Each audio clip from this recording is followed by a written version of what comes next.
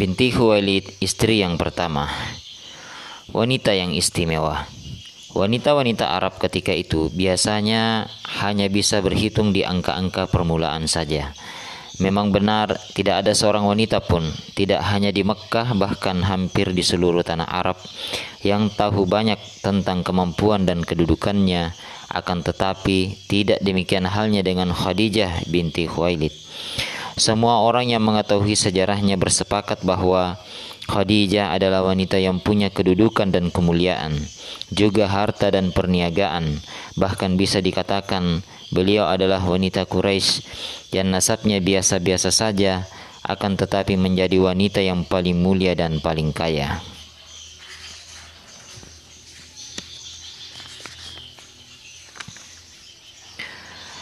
Dari kasus ini para sarjana berusaha mengambil pelajaran yang mendalam di antaranya. Semua keluarganya sangat percaya kepadanya. Semua itu karena mereka mengetahui bahwa Khadijah adalah sosok yang cerdas dan piawai.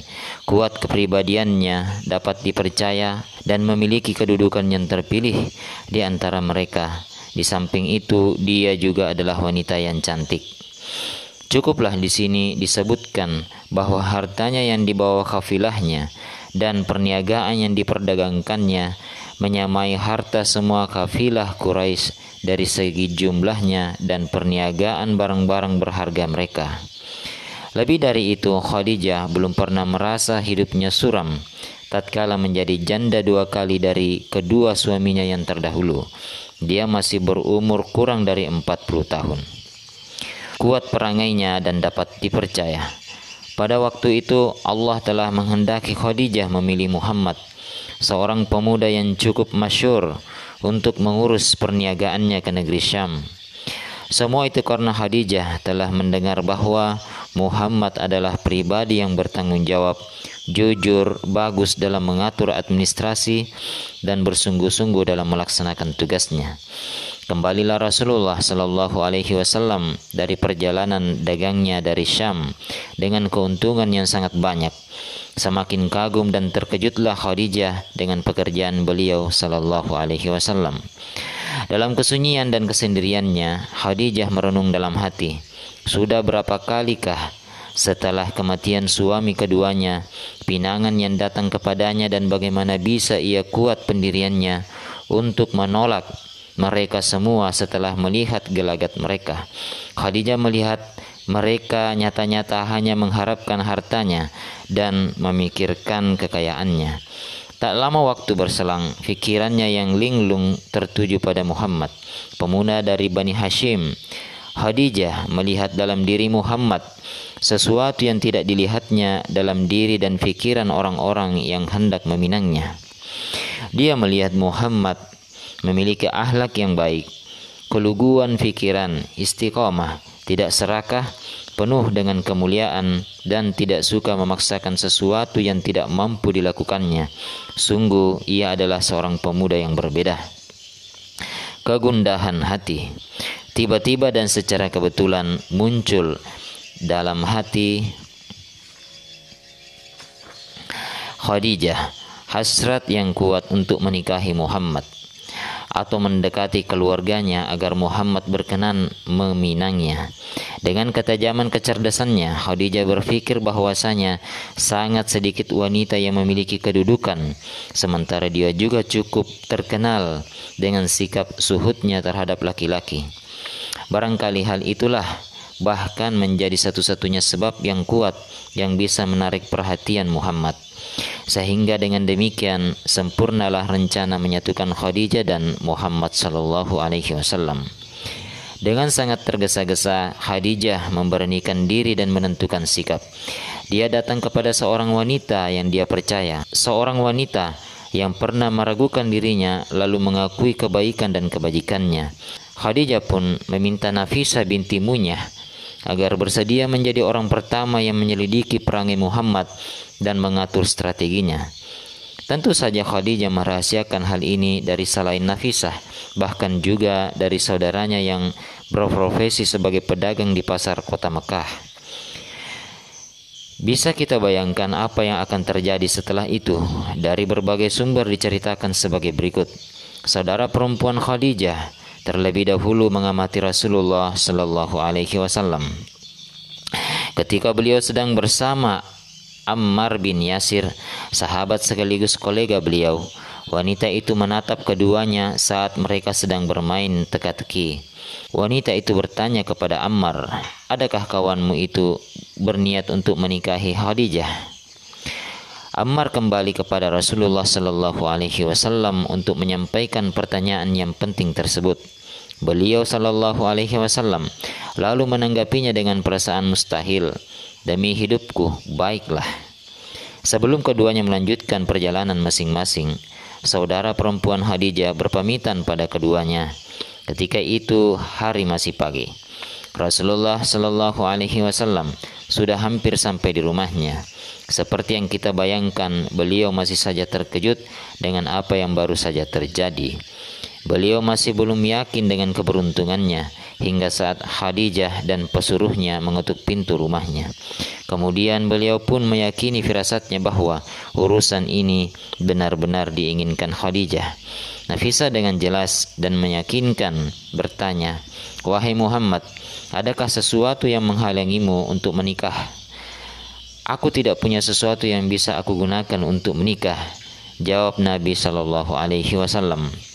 "Apabila aku memenuhi semua itu dan mendatangkan harta, kecantikan, kedudukan dan kecukupan, akankah engkau menerimanya?" tanya Nafisa lagi. "Siapakah dia?" kata Rasulullah singkat pura-pura bertanya. "Khadijah binti Khuwailid, majikan perniagaanmu ke Syam," jawab Nafisa. Saking kagetnya Rasulullah tidak tahu apa yang harus dikatakannya. "Apa yang harus aku lakukan?" Mendengar ucapan tersebut, Nafisa berkata, "Kalau begitu, akan aku pertemukan engkau dengan Khadijah." Bertemu lalu dipinang. Selang beberapa waktu tibalah saatnya untuk bertemu. Rasulullah Sallallahu Alaihi Wasallam datang ke tempat yang ditentukan. Sementara itu Khadijah dengan penuh harapan yakin bahwa pesannya telah sampai pada diri Muhammad, yakni meminangnya dengan penuh cinta. "Wahai anak pamanku, sungguh aku sangat menyukaimu karena keluargamu, kedudukanmu di kaummu, rasa tanggung jawabmu, mulianya akhlakmu dan kejujuran ucapanmu." Tidak lebih dari itu apa yang disampaikan Khadijah.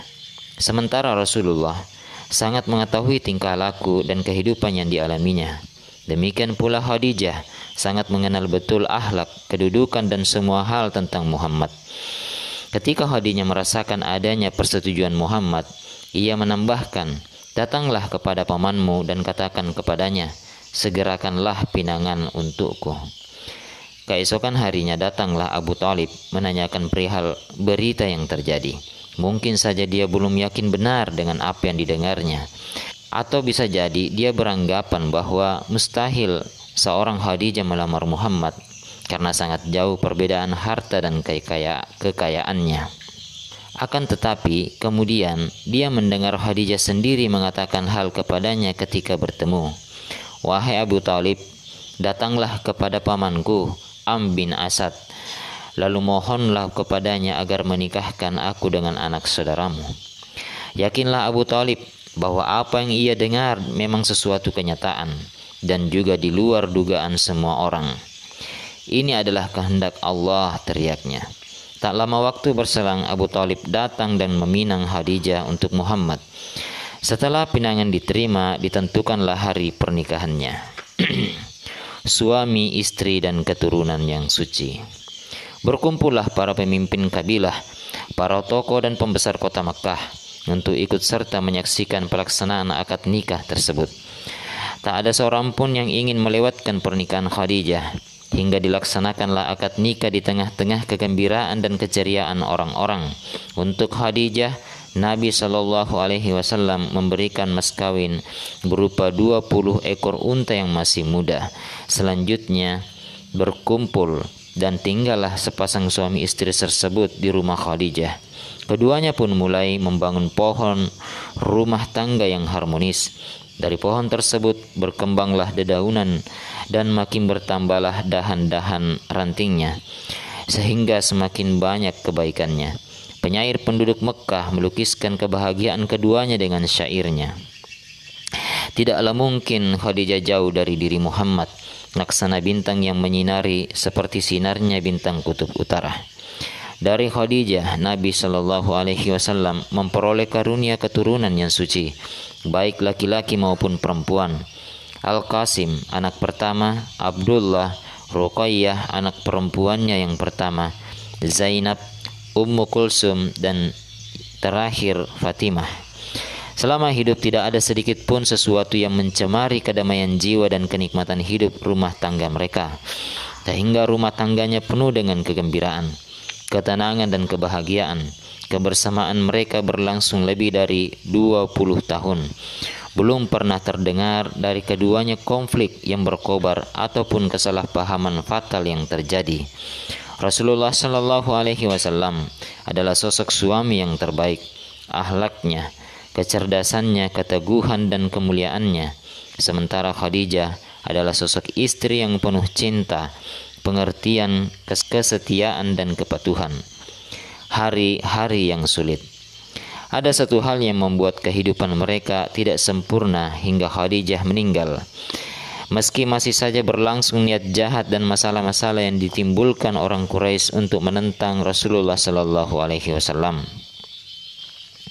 Satu-satunya hal tersebut adalah kenyataan bahwa tidak satupun anak laki-laki mereka yang berumur panjang.